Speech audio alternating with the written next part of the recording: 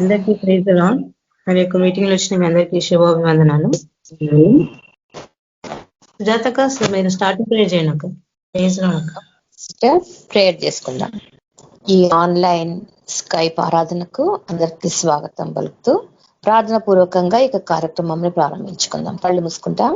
పరిశుద్ధుడవు పరిశుద్ధుడవు పరిశుద్ధుడవు మహాఘనుడు స్తుతిలో పాత్రుడవైన స్తోత్రార్హుడా అగ్నిస్తుడైన నా తండ్రి, మమ్మల్ని పోషించి మా పోషకుడవు, మమ్మల్ని కాపాడువాడవు, కునుకవు నిద్రపోవు అని ప్రభా నీ యొక్క వాగ్దానంను మా పట్ల నమ్మకంగా నెరవేరుస్తున్న దేవుడవు నీకు వందనాలు చెల్లిస్తున్నాం. అను దినము ప్రభా నీ యొక్క కృపలు మమ్మల్ని జ్ఞాపకం చేసుకున్నట్టుగా ఎలాంటి అర్హత లేకపోయినా మమ్మల్ని నూతన వాత్సల్యంతో ప్రేమిస్తున్న దేవుడవు నీకు వందనాలు చెల్లిస్తున్నాం. నీకు ప్రేమని బట్టి ప్రభా నీ యొక్క కృపను బట్టి నాయన నీకు వేలాది స్తుతులు స్తోత్రాలు చెల్లిస్తున్నాం. నాయన ఈ సాయంత్రకాల సమయం ప్రభా ప్రతి ఒక్క బిడ్డను మీరు ఆయపరచండి, ప్రతి ఒక్కరిని సకాలంకు నడిపించండి. ప్రతి ఒక్కరికి ప్రభ ఎలాంటి సమస్యలు ఉన్నా ప్రభ నీ యొక్క సన్నిధిలో ప్రభ పరుగులు తీయటకు ప్రభ నీ యొక్క కృపను జ్ఞాపకం చేసుకుని బిడ్డలకు ప్రభా సహాయం చేయమని ప్రార్థిస్తున్నాం. ఆటంకపరుచిన అంధకారం అంతర చీకటి శక్తులు యేసు శక్తి గల నామములో కాలిపోను గాక. నా ప్రభ నా విమోచకుడా నా రక్షకుడా నీకు వందనాలు చెల్లిస్తున్నాం. నన్ను ఇంతకాలం ప్రభా క్షేమంగా కాపాడిన దేవుడవు, అన్ని విషయాలలో నాకు తోడైన దేవుడవు ప్రభా, టీంలందరినీ ప్రభా ప్రతి కుటుంబంలో మీరు పేరు పేరున జ్ఞాపకం చేసుకుంటున్న దేవుడవు నీకు వందనాలు చెల్లిస్తున్నాం. మా అవసరతలు మా అక్కర్లు అన్ని ఎరిగిన దేవుడవు నీకు వందనాలు చెల్లిస్తున్నాం. నీ సన్నిధిలో మోకరిల్లి మేము ప్రార్థించగా మా ప్రతి ప్రార్థనకు ప్రభా జవాబునిచ్చిన దేవుడవు ప్రభా, ఎన్నో ఆశ్చర్య కార్యాలను మా పట్ల జరిగించిన దేవుడవు. నీకు ప్రతి కార్యం బట్టి ప్రేమను బట్టి ప్రభా ఆశ్చర్య క్రియలను బట్టి రక్షణ కార్యం బట్టి నీకు వేలాది వేల వందనాలు స్తుతులు స్తోత్రాలు చెల్లించుకుంటున్నాం. నాయన మా టీంలో ప్రభా ప్రతి ఒక్క బిడ్డను మీరు తండ్రి పేరు పేరున దీవించండి, జ్ఞాపకం తీసుకోండి, అవసర లెక్కలు తీర్చండి ప్రభా. విజ్ఞాపన ప్రార్థనలు తోడై ఉండండి ప్రభా. పాటల ద్వారా మీరు మహిమ పొందండి, వాక్యం ద్వారా నా తండ్రి మీరు మాతో మాట్లాడండి ప్రభా. నా తండ్రి ప్రతి విధమైన అక్కలని నేను దేవుడు కనుక ప్రభా మాకు కావాల్సిన ఆహారం మీరు మాకు దయచేయమని ప్రభా. నా తండ్రి ప్రతి ఒక్క బిడ్డ నా తండ్రి వాక్యం స్వీకరించుటకు మీకు కృపను జ్ఞాపకం చేసుకోమని ప్రార్థిస్తున్నాం. మరి ఈ దిన దీవెనలు ప్రతి ఒక్క బిడ్డకు దయచేయండి. రానైన బిడ్డలందరినీ బట్టి నీకు వందనాలు చెల్లిస్తున్నాం ప్రభా. ప్రతి ఒక్క బిడ్డ నా తండ్రి నీ యొక్క సన్నిధానంలో మోకరిల్లి సంపూర్ణంగా విధేయతతో నీ యొక్క వాక్యం వినుటకు కృప చూపించమని సమస్త ఘనత మహిమ ప్రభావములు యేసయ్య శక్తి కలిగిన నామంలో అడిగి ప్రార్థించి వేడుకుంటున్నాను తండ్రి, amen. Thank you sister. Thank you అక్క. స్వరాజ్ బ్రదర్ పాట పాడతారు. Praise lord brother. Sister praise lord sister. Voice ఓకేనా సిస్టర్? Okay brother. మనం దేవుని స్తుతిద్దాము, పాట పాడుకుందాం. నేను నా ఇల్లు నా ఇంటి వారందరూ మానక స్తుతించెదను. నేను నా ఇల్లు నా ఇంటి వారందరూ మానక స్తుతించెదను. నీ కను పాప వలె నన్ను కాచి నే చెదరక మోసావు స్తోత్రం. నీ కను పాప వలె నన్ను కాచి నే చెదరక మోసావు స్తోత్రం. ఎబినేజరే ఎబినేజరే ఇంతకాలం కాచితివే. ఎబినేజరే ఎబినేజరే నా తోడువై నడచితివే. స్తోత్రం స్తోత్రం స్తోత్రం. కను పాపగా కాచితివి స్తోత్రం స్తోత్రం స్తోత్రం స్తోత్రం. కౌగిలిలో దాచితివి స్తోత్రం. ఎబినేజరే ఎబినేజరే ఇంతకాలం కాచితివే. ఎబినేజరే ఎబినేజరే నా తోడువై నడచితివే. స్తోత్రం స్తోత్రం స్తోత్రం. కను పాపగా కాచితివి స్తోత్రం స్తోత్రం స్తోత్రం స్తోత్రం. కౌగిలిలో దాచితివి స్తోత్రం. ఎడారిలో ఉన్న నా జీవితమును మేలులతో నింపితివే. ఎడారిలో ఉన్న నా జీవితమును మేలులతో నింపితివే. ఒక కీడైన దరిచేరక నన్ను తండ్రిగా కాచావు స్తోత్రం. ఒక కీడైన దరిచేరక నన్ను తండ్రిగా కాచావు స్తోత్రం. ఎబినేజరే ఎబినేజరే నాతో ఇంతకాలం కాచితివే. ఎబినేజరే ఎబినేజరే నా తోడువై నడచితివే. స్తోత్రం స్తోత్రం స్తోత్రం. కను పాపగా కాచితివి స్తోత్రం. స్తోత్రం స్తోత్రం స్తోత్రం. కౌగిలిలో దాచితివి స్తోత్రం. నేను నా ఇల్లు నా ఇంటి వారందరూ మానక స్తుతించెదము. నేను నా ఇల్లు నా ఇంటి వారందరూ మానక స్తుతించెదము. నిరాశతో ఉన్న నా హీన బ్రతుకును నీ కృపతో నింపితివే. నిరాశతో ఉన్న నా హీన బ్రతుకును నీ కృపతో నింపితివే. నీవు చూపిన ప్రేమను పాడగా పదములు సరిపోవు తండ్రి. నీవు చూపిన ప్రేమను పాడగా పదములు సరిపోవు తండ్రి. ఎబినేజరే ఎబినేజరే ఇంతకాలం కాచితివే. ఎబినేజరే ఎబినేజరే నా తోడువై నడచితివే. స్తోత్రం స్తోత్రం స్తోత్రం. కను పాపగా కాచితివి స్తోత్రం. స్తోత్రం స్తోత్రం స్తోత్రం. కౌగిలిలో దాచితివి స్తోత్రం. జ్ఞానుల మధ్యలో నన్ను పిలిచిన నీ పిలిపే ఆశ్చర్యమాశ్చర్యమే. జ్ఞానుల మధ్యలో నన్ను పిలిచిన నీ పిలిపే ఆశ్చర్యమాశ్చర్యమే. నీ పాత్రను కానే కాను, కేవలము నీ కృపయే స్తోత్రం. నీ పాత్రను కానే కాను, కేవలము నీ కృపయే స్తోత్రం.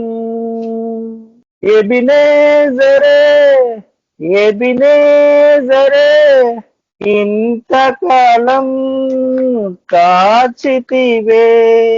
ఎబినేజరే ఎబినేజరే తను పాపగా కాచితివి స్తోత్రం. స్తోత్రం స్తోత్రం స్తోత్రం. తను పాపగా కాచితివి స్తోత్రం. స్తోత్రం స్తోత్రం స్తోత్రం. కౌగిలిలో కాచితివి స్తోత్రం. నేను నా ఇల్లు నా ఇంటి వారందరూ మానక స్తుతించెదము. నేను నా ఇల్లు నా ఇంటి వారందరూ మానక స్తుతించెదను. నీ కను పాపవలె నన్ను కాచి నీ చెదరక మోసావు స్తోత్రం. నీ కన్ను పాపవలె నన్ను కాచి నీ చెదరక మోసావు స్తోత్రం. ఎబినేజరే ఎబినేజరే ఇంతకాలం కాచితివే. ఎబినేజరే ఎబినేజరే నా ఇంతకాలం కాచితివే. స్తోత్రం స్తోత్రం స్తోత్రం. తను పాపగా కాచితివి. స్తోత్రం స్తోత్రం స్తోత్రం స్తోత్రం. కౌగిలిలో దాచితివి. స్తోత్రం. Hallelujah sister, thank you so much. Thank you brother. మనం వాక్యం చూసుకున్నాం, ప్రార్థన స్టార్ట్ చేస్తున్నాం. స్తోత్రం ప్రభా, పరిశుద్ధులకు తండ్రి, మహోన్నతుడ, సర్వోన్నతుడ దేవ, సర్వాధికారి పరిశుద్ధుడ, నీకు వందనాలు చెల్లిస్తున్నాను దేవా. అతి పరిశుద్ధకు దేవా ప్రభా, మరి నాయన తల్లి మరి ఒకసారి నేను తండ్రి మీ యొక్క సన్నిధిలోకి నడిపించి ప్రభావ మీ యొక్క వాక్యాన్ని ప్రకటించినప్పుడు ఇచ్చిన ఒకసారి దేవా, మరి ఇక్కడ మా యొక్క బయటపరిచిన వాక్యం ప్రభా అయ్యా నా తండ్రి చెప్పుటకు నాకు సహాయం దయచింది ప్రభా. దేవా మరి నాయన ఈ వాక్యం ప్రకటించడం ప్రభావ మీ యొక్క పరిశుధాత్మ నడిపి నాకు దయచిన ప్రభా తండ్రి, మందరం అంగీకరించి నా చూడగా నీ కృప మాకు దయచేయమని యేసుక్రీస్తు నామంలో ప్రార్థిస్తున్నాను తండ్రి, ఆమేన్. యోహాను సువార్త 15వ అధ్యాయము మనము చూసుకుందాము. 9వ వచనం నుంచి చూసుకుందాము. చూడండి, మరి చదువుతున్నాను. తండ్రి నన్ను ఎలాగూ ప్రేమించానో నేను మిమ్మల్ని అలాగూ ప్రేమించి తిని నా ప్రేమయందు నిలిచిండుడి. నేను నా తండ్రి ఆజ్ఞలను గైకొని ఆయన ప్రేమయందు నిలిచిన ప్రకారము మీరును నా ఆజ్ఞలను గైకొని నా ప్రేమయందు నిలిచిందురు. మీ అందు నా సంతోషము ఉండవలెననియు మీ సంతోషము పరిపూర్ణము కావాలననియు ఈ సంగతులు మీతో చెప్పుచున్నాను. నేను మిమ్మల్ని ప్రేమించిన ప్రకారము మీరు ఒకరినొకరు ప్రేమింపవలనటే నా ఆజ్ఞ. తన స్నేహితుని కొరకు తన ప్రాణం పెట్టువాని కంటే ఎక్కువైన ప్రేమ గల వాడు ఎవడూ లేడు. నేను మీకు ఆజ్ఞాపించిన వాటిని చేసిన ఎడల మీరు నా స్నేహితులే ఉందురు. కాబట్టి ఇక్కడ మనకి దేవుడు ఏమని బయటపరుస్తున్నాడంటే, చూడండి, దేవుడు కదా మనకు తన ప్రేమ గురించి మనకి ఇక్కడ తెలియపరుస్తున్నాడు కదా. ఏమని? నా తండ్రి నన్ను ఎలాగ ప్రేమించినో కదా నేను మిమ్మల్ని అలాగే ప్రేమించుతుంది. కనుక మీరు కూడా ఒకరినొకరి ప్రేమించుకోవాలని దేవుడు మనకి ఇక్కడ బయటపరుస్తున్నాడు. కాబట్టి అయితే నేను నా తండ్రి ఆజ్ఞను గైకొని ఎడల మీరును కూడా కదా నేను నా తండ్రి ఆజ్ఞను గైకొని ఆయన ప్రేమ నిలిచిన ప్రకారం మీరు కూడా నా ఆజ్ఞలను గైకొనండి అని చెప్తున్నాడు దేవుడు. అయితే ఆయన ఆజ్ఞలో మొదటిది మనకి ఏముందంటే కదా, ఫస్ట్ మనం మన దేవుని ప్రేమించాలి. దాని తర్వాత మనము మన సహోదరులను ప్రేమించాలి, ఒకరినొకరు ప్రేమించుకోవాలి కదా, మన ఇరుగు పొరుగు వారిని కదా, మన పొరుగు వారి పట్ల ప్రేమ కలిగి ఉండాలి. ఇదే కదా దేవుని ఆజ్ఞ. అయితే అందుకే దేవుడు అంటున్నాడు, నా ఆజ్ఞను గైకొనిన ఎడల కదా నా ప్రేమ యందు నిలిచిందుడు. ఆయన ఆజ్ఞను గైకునేవారు కదా ఆయన ప్రేమ యందు నిలిచిన వారు అంటున్నాడు దేవుడు. కనుక ఇక్కడ ఏమంటుందంటే నా సంతోషం మీ యందు నా సంతోషం ఉండవలేనని మీతో మీ సంతోషం పరిపూర్ణం కావాలనని ఈ సంగతులు మీతో చెప్పుచున్నాను అంటున్నాం కదా. అయితే మన సంతోషం ఎప్పుడు పరిపూర్ణం అవుతుందంటే కదా మనము దేవుని ప్రేమ యందు నిలిచి ఉంటేనే కదా, ఆయన ఆజ్ఞలు మనం గైకున్నప్పుడే కదా మీ యందు నా సంతోషము ఉండవలనని కదా. దేవుని సంతోషం మన యందు ఉండాలన్నా, మన సంతోషం పరిపూర్ణం కావాలనన్నా కదా, మనము దేవుని ప్రేమంది నిలిచిన ప్రకారం మనము ఒకరి పట్ల ఒకరు ప్రేమ కలిగి నడుచుకోవాలని దేవుడు మనకు చెప్తున్నాడు. కాబట్టి నేను మిమ్మల్ని ప్రేమించిన ప్రకారం మీరు ఒకరినొకరు ప్రేమించవాలనంటే నా ఆజ్ఞ అంటున్నాడు దేవుడు. ఇది దేవుడు ఇచ్చిన ఆజ్ఞ అంటే ఇదొక మనకి ఆజ్ఞ. కాబట్టి ఈ ఆజ్ఞను మనము కదా గైకొని నడుచుకోవాలి. అయితే తన స్నేహితుని కొరకు తన ప్రాణం పెట్టువాని కంటే ఎక్కువైన ప్రేమ గల వాడు ఎవడు లేడంట. కాబట్టి కదా ఎవరైతే దేవుని ఒక ఆజ్ఞలను గైకొని నడుచుకుంటారో వాళ్ళే నాకు స్నేహితులే ఉంటారు అంటున్నాడు దేవుడు కదా. కాబట్టి దేవుని యొక్క ఆజ్ఞ ఏంటంటే కదా మనం ఏం చేయాలి కదా, మన ప్రభుని మనం ప్రేమించాలి కదా. ఆయన ప్రేమించిన వారమైతే మనం ఒకరినొకరు ప్రేమించుకోవాలి. అంటే సహోదర ప్రేమ కలిగి ఉండాలి కదా, ఇరుగు పొరుగు వారి పట్ల మనం ప్రేమ కలిగి ఉండాలని దేవుడు మనకు చెప్తున్నాడు. రోమా 12:9 కూడా మనం చూసుకుంటే ఇక్కడ మనకి ఏమని దేవుడు రాయించినంటే మనం ఒకసారి చూడండి. రోమా 12:9 మీ ప్రేమ నిష్కపటమై ఉండవలెను. మీ ప్రేమ నిష్కపటమైనదై ఉండవలెను. చెడ్డ దానిని అసహించుకొని మంచి దానిని హత్తుకొని ఉండి సహోదర ప్రేమ విషయంలో ఒకనియందు అనురాగము గల వారే ఘనత విషయంలో ఒకరినొకడు గొప్పగా ఎంచుకొనుడి అని మనకి దేవుడి యొక్క వాక్యం బయలుపరుస్తుంది ఇక్కడ. ఏమని కదా, మీ ప్రేమ నిష్కపటమై ఉండవలెను కదా. మన ప్రేమ ఎట్లుండాలంట కదా, నిష్కపటమై ఉండవలేము కదా. మన దేవుని ప్రేమ ఎంతో శ్రేష్టమైనది కదా, ఎంతో పరిశుద్ధమైనది దేవుని ప్రేమ కదా. దేని ప్రేమలో అస్సలు కదా ఏది ఆశించి అంటే ప్రేమ దేన్ని ఆశించదన్నమాట కదా. దేవుడు మన దగ్గర ఏం ఆశించిండు కదా, ఆయనే మన కొరకు ప్రాణం పెట్టిండు కదా. అయితే చూడండి, మన ప్రేమ కూడా అలాగే నిష్కపటమై ఉండవాలనంట ఎవరి పట్లైనా కానీ కదా. ఇక్కడ మనకు బయలుపరుస్తున్నాడు. అయితే చెడ్డదాన్ని నశించుకొనిడి కదా, ఇంకా మంచి దాన్ని హత్తుకొని ఉండు. సహోదర ప్రేమ విషయంలో అంట ఒకరిని ఒకడంట అనురాగం గలవారి ఘనత విషయంలో ఒకరినొకడంట గొప్పగా ఎంచుడి. ఘనత విషయంలో అంట ఒకరినొకడంట గొప్పగా ఎంచుకోవాలి కదా. మనం ఏం చేయాలి, మన సహోదరుని ఎప్పుడు గొప్పగానే ఎంచుకోవాలి, కానీ తక్కువగా మనము చూడవద్దు అని ఇక్కడ మన దేవుని వాక్యం సెలవిస్తుంది కదా. మన సహోదరుల పట్ల మనం ఏంటంటే కదా, వారిని ఘనంగానే మనం ఎంచుకోవాలి కానీ కదా, మనం వారిని తక్కువ చేసి ఎప్పుడు మాట్లాడద్దు. మనం ఎవరికి తక్కువ చేసి మాట్లాడద్దు. అయితే మనమంట కదా ప్రేమ విషయం అంట ఒకడంట అనురాగం గల వారై ఉండు అని ఇక్కడ మన దేవుని వాక్యము చెప్తున్నది కదా. కాబట్టి మనము నిష్కపటమైన ప్రేమ కలిగి ఉండాలని దేవుడు మన దగ్గర కోరుకుంటున్నాడు. ఇంకోటి ఏంటి కదా, సహోదర ప్రేమ విషయంలో అంట ఒకడు ఏం కలిగి ఉండాలి, అనురాగం గల వారై ఉండాలి. ఘనత విషయంలో అంట ఒకడంట గొప్పగా ఎంచుడి కదా. ఎవరిని కూడా మనం తక్కువ చేయడానికి వీల్లేదు ఇక్కడ కదా. అయితే చూడండి ఇంకేమంటున్నాడు మన ప్రభు ఇక్కడ, ప్రేమించుట విషయంలో తప్ప మరి ఏమీ ఎవరికి అచ్చి ఉండవద్దు కదా అని చెప్తున్నాడు. పొరుగు వాణిని ప్రేమించేవాడు అంట ధర్మశాస్త్రం నెరవేర్చిన వాడని ఇక్కడ వాక్యం మనకి చెప్తున్నది. రోమా 8లో ఏమని, ప్రేమించే విషయంలో తప్పనంట మరి ఏమి ఎవరికి ఏమి ఇచ్చి ఉండవద్దు. పొరుగు వారిని ప్రేమించేవాడే ధర్మశాస్త్రం నెరవేర్చిన వాడు. ఏలనగా వ్యభిచరింపవద్దు, నరహత్య చేయవద్దు, దొంగలించవద్దు అని ఆశింపవద్దు కదా అనున్నది. మరి ఏ ఆజ్ఞైనను ఉన్న ఎడలనంట అది ఏమే ఉన్నది ఆజ్ఞ, నిన్ను వలె నీ పొరుగు వారిని ప్రేమింపవలెను అని వాక్యములో సంక్షేపముగా ఇమిడి ఉన్నవి. ప్రేమ పొరుగువానికి కీడు చేయదు గనుక ప్రేమ కలిగి ఉండుట ధర్మశాస్త్రం నెరవేర్చుటే అంట.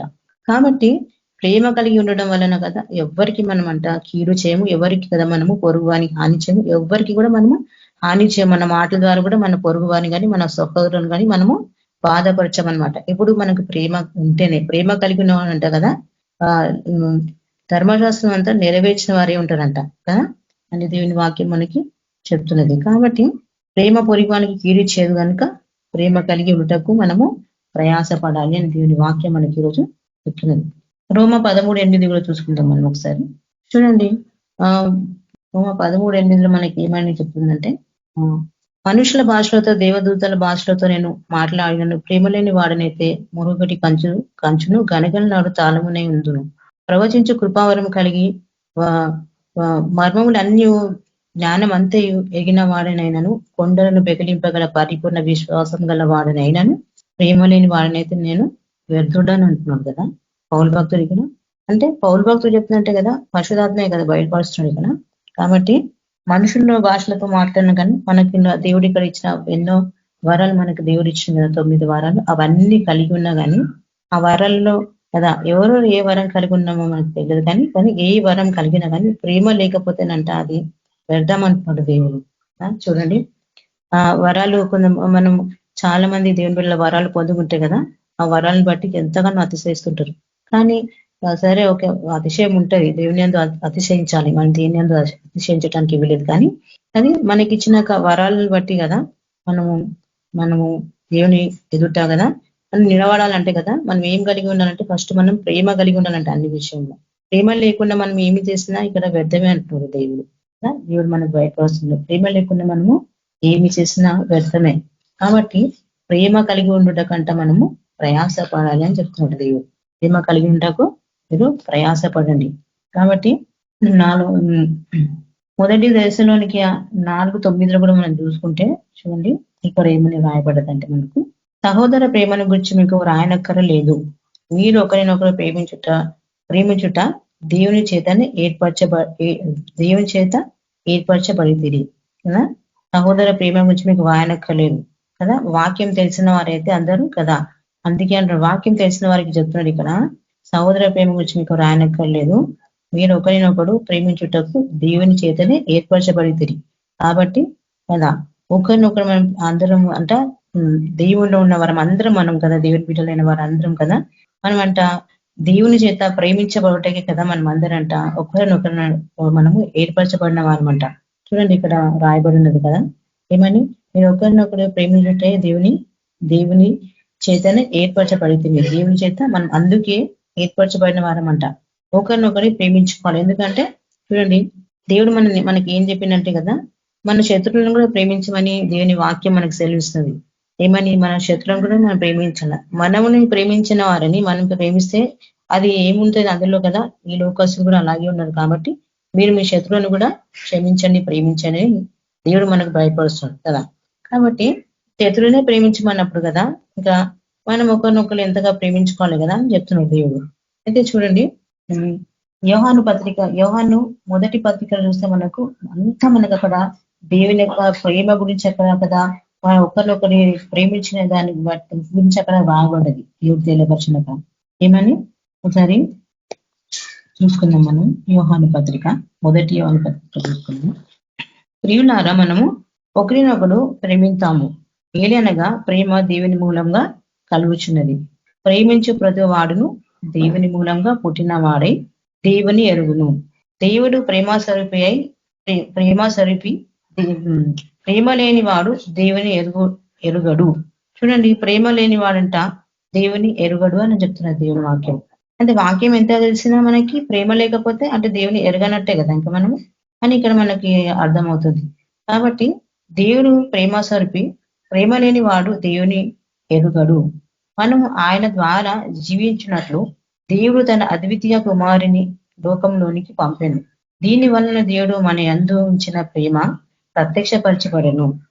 దేవుడు మనని ఎంతగానో ప్రేమించి తన అద్వితీయ కుమారుని మన కొరికి పంపిండంట ఈ లోకంలో అని ఇక్కడ మనకు దేవుని వాక్యం చెప్తుంది. అయితే మనము దేవుని సేవించితమని కాదు, తానే మనలను ప్రేమించి తానే మనల్ని ప్రేమించను. మనము మన పాపములకు ప్రాయశ్చితము ఉండుటకు తన కుమారుని పంపెను. ఇందులో దేవుని ఏం కనబడుతుందంటే ఇందులో ప్రేమ ఉన్నది.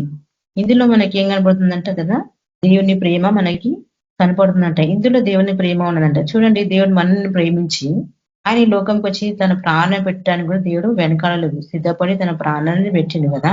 కాబట్టి మరి ఇందులో మనకి దేవుని ప్రేమ కనపడుతుంది కదా. దేవుడు తన కుమారుని పంపించిండు కదా, దేవుడే లోకానికి వచ్చిండు కదా. ఎవరి కొరకు కదా, ఆయన మనము ఇంకో వాక్యం చూస్తాం ఒక దగ్గర, దేవుడి లోకముని ఎంతో ప్రేమించినని అంటే లోకంలో మనుషులందరినీ దేవుడు ప్రేమించను కాబట్టి ఆయన కదా ఈ లోకానికి వచ్చిన ఆయన ప్రాణాన్ని పెట్టి అంతగా ఈ లోకానికి వచ్చి తనను మన కొరకు అర్పించుకున్నాడు దేవుడు. అదిలో మనకి దేవుని ప్రేమ ఎంత ఉన్నదో మనకు కనపడుతుంది కదా. కాబట్టి చూడండి మనము మన సహవాసం ఎవరితో ఉంటుంది, మన సహవాసం ఎవరితో ఉంటుందో చూడండి. ఈ లోకస్తులు అయితే వారికి ప్రేమ గురించి తెలియదు కదా. అయితే మనమైతే దేవుని ఎరిగిన దేవుని పిల్లలైతే కదా దేవుని ప్రేమను ఎరిగిన వారే ఉన్నారు కదా. ఇందాక మనం ఇక్కడ చూసుకున్నాము ఆయన ప్రేమ ఎరిగిన వారమైతే కదా. ప్రేమ అంటే ఏందో మనకు తెలిసినదనమాట. ప్రేమ అంటే ఏందో మనం ఎరిగి ఉన్నాము. కాబట్టి ఈ లోకస్తులు ఎట్టారంటే వాళ్ళకి ప్రేమ తెలియదు. ప్రేమ అంటే వాళ్ళు ఏదో అనుకుంటారు కానీ కదా, ప్రేమ ఎంతో స్వచ్ఛమైనది, ఎంతో పవిత్రమైనది కదా. ప్రేమ అంటేనే మన దేవుడు కదా, మన ప్రభువే ప్రేమ. ప్రేమ పవిత్రమైనది. ప్రేమను కదా వ్యర్థమైన వాటితో మనం కలపకూడదు కదా, అపవిత్రమైన దానితో ప్రేమని కలపకూడదు. ప్రేమ కదా ప్రేమయే, ప్రేమ పరిశుద్ధమైనది కదా. కాబట్టి ఇక్కడ దేవుడు ఏమంటుంది, దేవుని ప్రేమ మనకి ఏమని బయటపడుతుందంటే కదా, ఆయనే ప్రేమ ఉన్నాడు కాబట్టి ఆయన్ని సేవిస్తున్న వారందరూ కూడా కదా అందరి పట్ల ప్రేమ కలిగి ఉండాలంట. దాన్ని బట్టి కూడా మనమంట దేవుని బిడ్డలమని ఈ లోకస్తులకు తెలుస్తుందంట.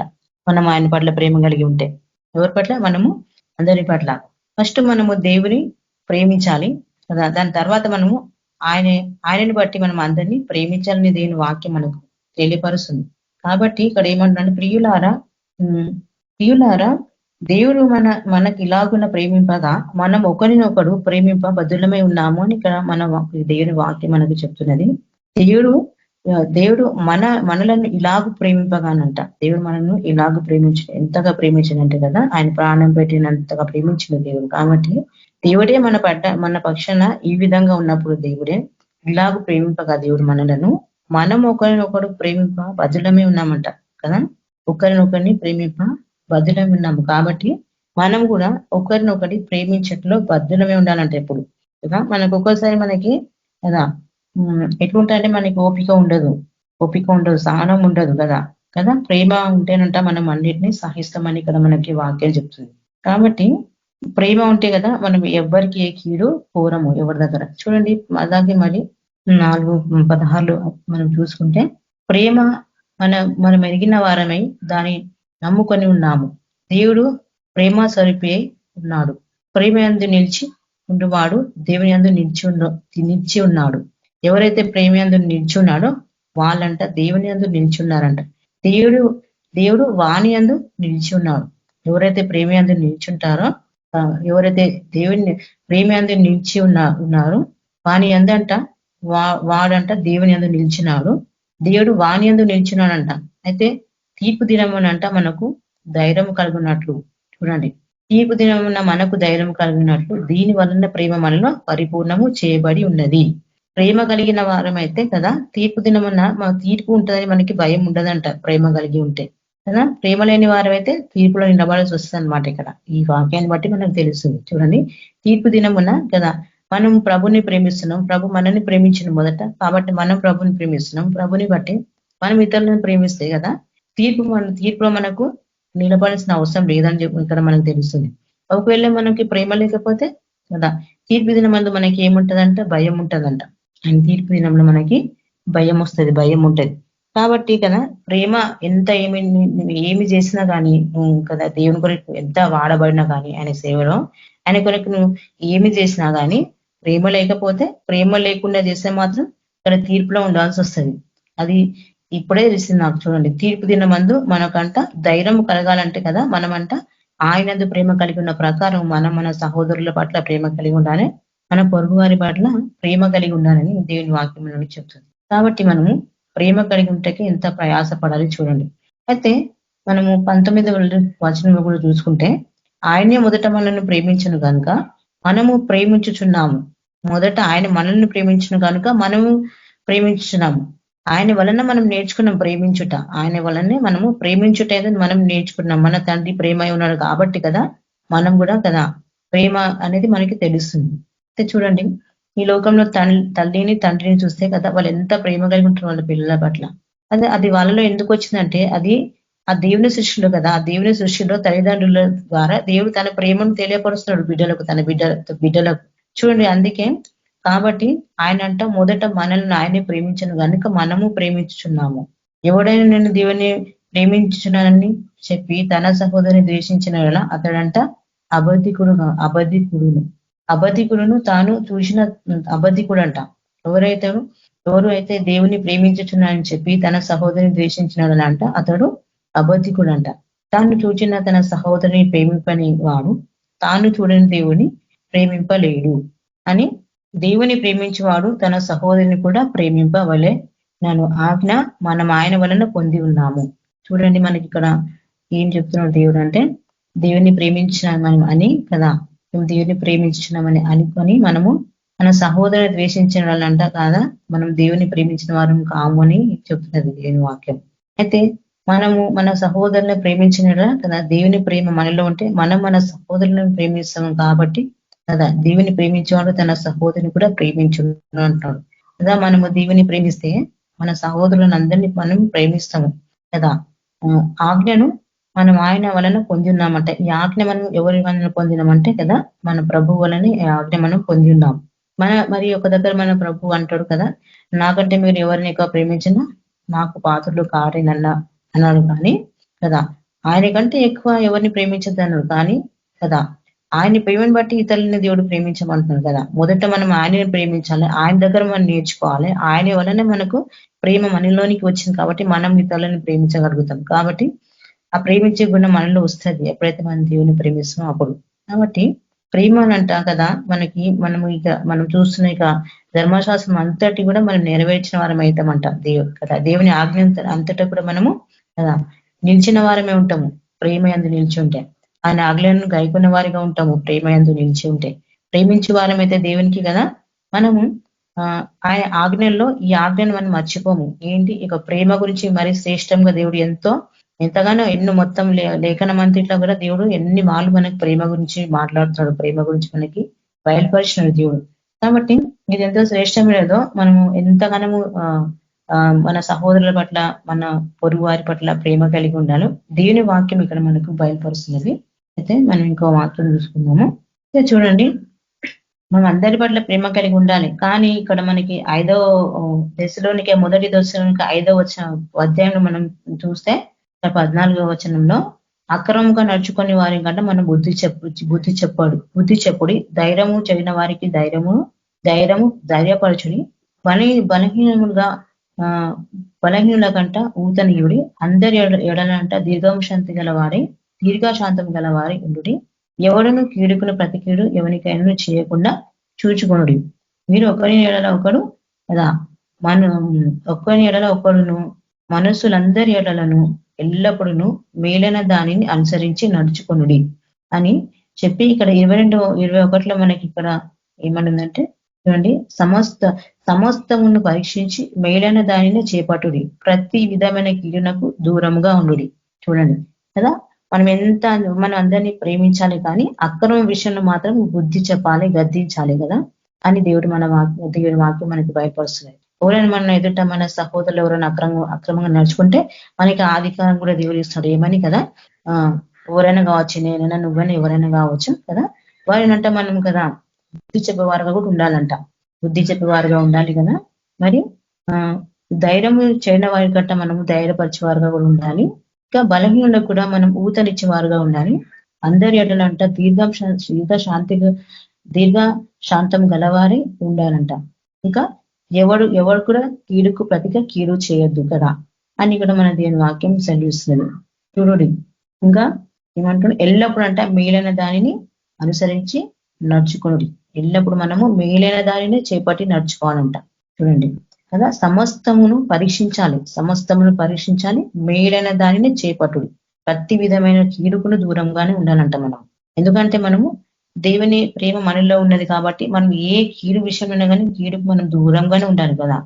మనం ప్రేమించేవారుగా ఉండాలి, కానీ ఎవరికి కూడా మనము కదా. కాబట్టి మనము కీడు విషయంలో అంట ఎంత జాగ్రత్తగా ఎంత దూరంగా ఉంటే మనకి అంత మంచిది కదా అని దేవుని వాక్యం చెప్తుంది. అయితే చూద్దాం మనము ఇంకో మారు. మనము 13వ అధ్యాయంలోకి వస్తే మొదటి దశలోనికైనా 13:8 ఒకసారి చూసుకున్నాము. అయితే మనం ఇక్కడ మనుషుల భాషలో ఏ భాషలో దేవుల దూతల భాషలతో మాట్లాడినా కానీ ఏమంటాడు ఇక్కడ, ప్రేమ లేని వాళ్ళైతే వ్యర్థులమంట. ఇంకా ప్రవచించు కృపావరం కలిగిన వారమైనను జ్ఞానమంతా ఎరిగిన వారమేను కొండలను పెకిలిపగలు పారిపోయిన విశ్వాసం గల వారమే ప్రేమ లేని వారమైతే మన వ్యర్థులమేనని దేవుని వాక్యం చెప్తుంది కదా. అయితే చూడండి, ఇక్కడ మనం 3వ వచనం దగ్గర చూసుకుందాం కింద. అయితే ప్రేమ లేని వాడైతే వాడంట ప్రేమ లేని వాడైతే ప్రయోజనం ఏమి కూడా లేదు అని చెప్తున్నది దీని వాక్యం. ప్రేమ లేని వాడైతే ప్రయోజనం ఏమి కూడా లేదు. ప్రేమ దీర్ఘకాలం సహించును, దయ చూపించునంట. ప్రేమ ఆశ్చర్యపడదు, ప్రేమ డంబముగా ప్రవర్తించదు. చూడండి, ప్రేమ ఉంటేనంట ప్రేమ దీర్ఘకాలం సహించును అంట కదా. మనం సహించే వారుగా ఉండాలి ఒకరినొకరు కదా. అయితే దయ చూపించునంట. ప్రేమ దయ చూపించే వారుగా ఉండాలి కదా. ఒకరినొకరు సహించాలి, దయ చూపించే వారుగా ఉండాలి. ఆశ్చర్యపడదంట ప్రేమ కదా ఈ విషయంలో. కానీ ఇంకేమంటుంది, ప్రేమ డంబంగా ప్రవర్తించదు, అది ఉప్పొంగదంట. ప్రేమ డంబంగా ప్రవర్తించదు, ఉప్పొంగదు. కాబట్టి ఇందులో కూడా ఉప్పొంగద్దు. ప్రేమ డంబంగా ప్రవర్తించదు, ఇంకా అమర్యాదగా నడుచుకున్నదంట ప్రేమ కదా. ప్రేమ అమర్యాదగా నడుచుకున్నదు. అదేంట స్వప్రయోజములను విచారించుకున్నదు. సప్రయోజనం అంటే విచారించదంట ప్రేమ ఎప్పుడు కానీ మన ఎదుటి వారి కొరకు కదా ప్రేమ కదా. ఎదుటి వారి గురించి ఆలోచిస్తుంది ప్రేమ కదా. స్వప్రయోజనం అది విచారించుకున్నదంట. అయితే అమర్యాదగా అసలే నడుచుకోదంట ప్రేమ కదా. అది ఎంతో మర్యాదగా నడుచుకుంటుంది ప్రేమ కదా. అందరి పట్ల మర్యాదగా నడుచుకుంటుందంట ప్రేమ. కాబట్టి ప్రేమ కలిగిన వారు కదా మర్యాదగా నడుచుకుంటూ ఉంటారు అందరి పట్ల కదా. అయితే ఇక్కడ చూడండి, త్వరగా కోపపడదంట. ప్రేమ త్వరగా కోపపడదు. అపకార్యమును మనసులో ఉంచుకున్నది. ఎవరైనా మనకి ఏదైనా అపకారం చేస్తే కదా వారికి మళ్ళీ అపకారం చేయడానికి అదంట కదా మనసులో ఉంచుకున్నదంట ప్రేమ. మర్చిపోతాం, తీసేస్తాం. దుర్నీతి విషయం అంట సంతోషపడదంట ప్రేమ. దుర్నీతి విషయమే సంతోషపడదు. సత్యమునందు సంతోషించును. చూడండి, ప్రేమ ఇప్పుడు సత్యమునందు సంతోషిస్తుంట కాబట్టి కదా సత్యం కలిగిన వారమైతే సత్యాన్ని మనలో ఉంటే కదా ప్రేమ అందు మనం నిలిచి ఉంటాం. దేవుని ప్రేమ మనలో ఉంటది. అన్నిటికీ తాళును, అన్నిటిని నమ్మును, అన్నిటిని నిరీక్షించును, అన్నిటిని ఓర్చును అంట ప్రేమ. ప్రేమ శాశ్వత కాలం ఉందంట. చూడండి, ప్రవచములైనను నిరార్థకమునగును, భాషలను నిలిచిపోవును, జ్ఞానమైన నిరార్థకమగునంట. మనము కొంత మట్టుకు ఎరుగుదము, కొంత మట్టుకు ప్రవచించుచున్నాము, కానీ పూర్ణమైనది వచ్చినప్పుడంట పూర్ణము కాని నిరార్థకమగును. చూడండి, ఇవన్నీ నిరార్థకం అవుతాయంట, కానీ ప్రేమ ఒకటే నిలిచి ఉంటుందని చెప్తుంది ఇక్కడ. ప్రేమ మనం కొంత మట్టుకు ఎరుగుదము, కానీ పరిపూర్ణమైన వచ్చినప్పుడంట పూర్ణము కానిదంట నిరార్థకమగును. పరిపూర్ణమైనది ఎవరు కదా? మన ప్రభువే కదా పరిపూర్ణమైన వాడు. ఈరోజు మనకు దేవుడు ఆయన రానివాడు, ఇంకా రాలేదు, ఆయన వస్తాడు. ఆయన వచ్చినప్పుడు మన ఎదుటకి కదా, ఆయన మన ఎదుట వచ్చినప్పుడు ఇక్కడ ఉన్న ఇక వరాలన్నీ కూడా అప్పుడు మనకి అవసరం లేదు కదా. ఆ దేవుడే వచ్చి మన ఎదుట ఉన్నప్పుడు కదా, అది పరిపూర్ణమైన ప్రేమ. దేవుడే ప్రేమ కాబట్టి పరిపూర్ణమైన పన ఎదుట వచ్చి ఉన్నప్పుడు, ఆయన వచ్చినప్పుడు ఇవన్నీ అంట నిరార్థకం అవుతాయి అంట కదా. ఇవన్నీ ఎందుకొరకు ఇవ్వబడ్డాయి చెప్పండి? అయితే ఆత్మ ఒక్కడే కాబట్టి తన చిత్తం చొప్పునంట ప్రతి వానికి ప్రత్యేకంగా పంచి ఇచ్చు కార్యసిద్ధి కలిగే చేయుటకు దేవుడి యొక్క వరాలను ఇచ్చిండు కదా. క్షేమాభివృద్ధి కొరకు ఆయన యొక్క వరములను మనకి ఇచ్చినాడు కాబట్టి కదా. ఇవి అన్ని కూడా ఆయన వచ్చినప్పుడు నిరార్థకం అవుతాయేమో కానీ కదా, ప్రేమ మాత్రం శాశ్వత కాలము ఉండును. ప్రేమ శాశ్వత కాలం ఉండును. అయితే ఇప్పుడు నేను పసివాడనే ఉన్నప్పుడు పసివాని వలె మాట్లాడి తిని, పిల్లవాని వలె తలంచి తిని, పిల్లవాని వలె యోచించి తిని, ఇప్పుడు పెద్దవాడని పిల్లవాని చేష్టలు మానివేసి తిని, ఇప్పుడు అద్దములో చూచినట్లు సూచనగా చూచుచున్నాను, అప్పుడు ముఖాముఖిగా చూతుము. ఇప్పుడు కొంత మట్టికే ఎరిగి ఉన్నాము, అప్పుడు నేను పూర్తిగా ఎరగబడిన ప్రకారం పూర్తిగా ఎరుగుదును. అయితే కానీ విశ్వాసము, నిరీక్షణ, ప్రేమ ఈ మూడు నిల్చును. వీటిలో శ్రేష్టమైనదంట ప్రేమయే.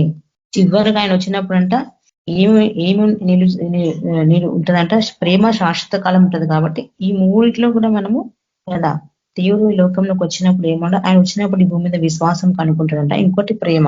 ఇవి రెండు కదా ఆయన కొరకు ఎవరు నిరీక్షించున్నారో అది దేవుడు చూస్తాడు. విశ్వాసం కలిగి ఆయన కొరకు నిరీక్షణ కలిగి ఉండాలని చూస్తాడు. తర్వాత ప్రేమ ఉన్నదాన్ని చూస్తాడు దేవుడు. కాబట్టి ఈ మూడింటిని మనము చూస్తే ఈ మూడింటిలో ప్రేమే శ్రేష్టమైనదని అనుకుంటాం దేవుడు కదా. చూడండి, మనము ఒకసారి లూకా 7:47లోకి వెళ్ళి చూసుకున్నాము. లూకా సువార్త 47లో చూసుకుంటే, ఆమె విస్తారంగా ప్రేమించిన కనుక ఆమె యొక్క విస్తార పాపమును క్షమింపబడనని మీతో చెప్పుచున్నాను అంటున్నాడు ప్రభువు కదా. ఆమె అంట దేవుని విస్తారంగా ప్రేమించినంత కనుక ఆమె యొక్క విస్తార పాపమును క్షమింపబడను. ఎందుకంటే ఆమె యొక్క విస్తార పాపమును బట్టి ఆమె ఏం చేస్తుంది కదా, దేవుని పాదాల దగ్గర ఆమె కన్నీళ్లు కారుస్తుంది కదా. ఆమె ఏడ్చి ఆయన దగ్గర ఆమె పాపమంతా ఆమె మనసులో ఒప్పుకొని అక్కడ విడిచిపెట్టేసింది. ఎందుకంటే దేవుని ప్రేమించే వారిగా పాపము చేయరు కాబట్టి దేవుడు ఏమంటున్నా ఆమె ఆయన విస్తారంగా ప్రేమించింది కాబట్టి ఆమె యొక్క పాపములన్నీ క్షమింపబడ్డాయి. కాబట్టి దేవుని ప్రేమించేవారు ఎవరు పాపము ఇక చెయ్యరు. కాబట్టి కదా నిజంగా ఆయన ప్రేమించేవారు పాపము జోలికి పోరు, దాన్ని ప్రేమించరు, దాన్ని అసహించుకోరు. కాబట్టి కదా ఎంత దేవుని ప్రేమిస్తే కదా మనం కూడా అంతగా మన ప్రభుని బట్టి కదా ఇతరుల పట్ల మనము ప్రేమగా నడుచుకుంటాం. ఎందుకంటే మనం తీర్పులో ఉండకూడదు కదా. దేవుడు ప్రేమ ఉన్నాడు కాబట్టి మనం తీర్పులోకి రావద్దంటే, తీర్పులో మనం ఉండదంటే కదా మనం కూడా ప్రేమ కలిగి ఉండాలి. సహోదరుల పట్ల కూడా మనం ఏం చేయాలంటే ఓర్చుకునే వారమే, సహించిన వారమే కదా. ఒకరినొకరిని అంటే మనం అంటే ఘనంగా ఎంచుకోవాలి కదా అని చెప్తున్నాడు కదా.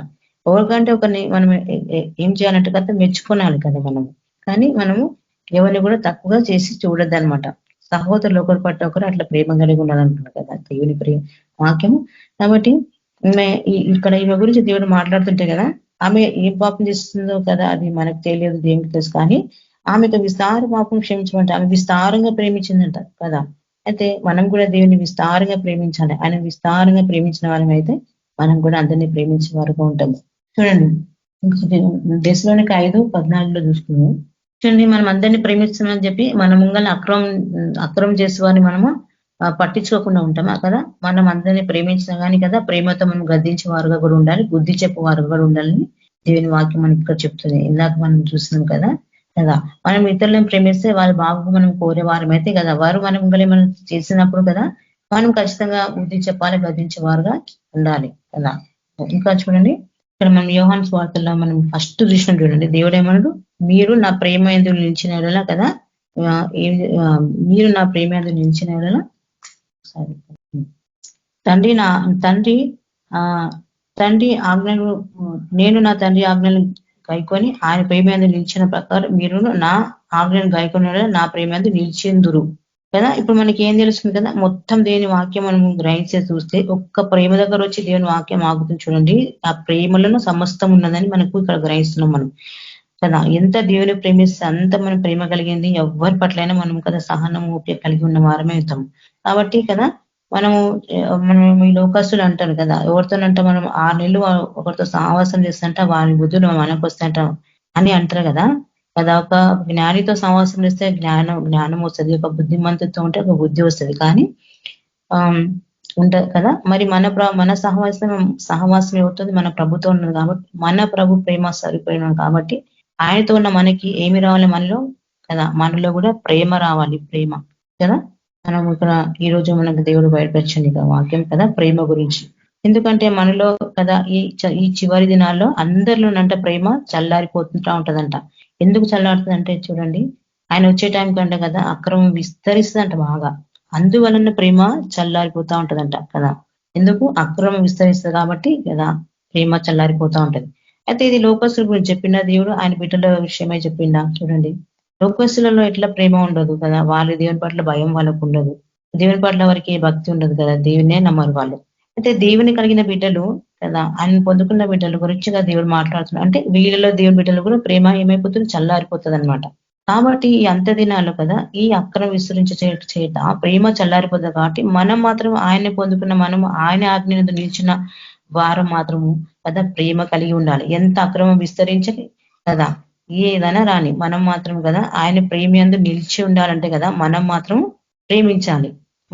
మనం యొక్క ప్రేమ చల్లారదు కదా, తీర్పులో మనం ఉండదు. కాబట్టి మనం మాత్రం ప్రేమించాలి. ఎందుకంటే ఈ రోజులలో ఆ ప్రేమ లేకనే కదా ఒకరినొకరు దూషించుకోవడాలు, ఒకరినొకరు అనుకోవడాలు. దేవుడు ఆయన వచ్చే టైం కంట ఎట్లుంటది మొత్తము. ఇప్పుడు మనం చూస్తున్నాం కదా, ఎటు చూసినా మనకి మంచిగా లేదు ఎక్కడ.